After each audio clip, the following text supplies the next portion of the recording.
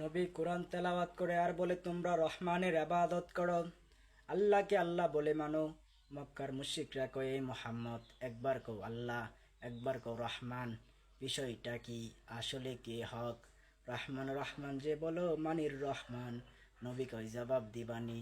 কয় দিমু। সূরা আর রহমান সূরা নাজিল করে বলেন, ও নবী জানায়া দেন আর রহমান আল্লামাল কুরআন খলাকল ইনসান।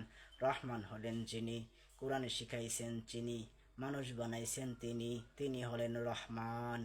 মানুষ বানানোর আগে আল্লাহ কই আমি এমন রহমান, মানুষ বানাইয়া কোরআন শিখাই নাই, বরং কোরআন শিখাইছি, তারপরে মানুষ সৃষ্টি করেছি। আল্লামাল কুরআন খলাকল ইনসান। বিষয়টা কি উল্টা মনে হয় না? কথা বলেন না কেন? ফিআলুল হাকিম লা ইয়াতকু আনিল হিকমা। হাকিমের কথা হেকমত থেকে খালি না, জ্ঞানীদের কথা জ্ঞান থেকে শুনো না। এবার শুনেন, আল্লাহর মুফাসসিরিনে কেরাম তার জবাব দিয়েছেন। আল্লাহর আদালতে অনেক ধরনের মানুষের দাম আল্লাহর কাছে নাই। একজন মানুষ জন্মগত মানুষ, আরেকজন মানুষ বংশগত মানুষ, আরেকজন মানুষ গুণগত মানুষ।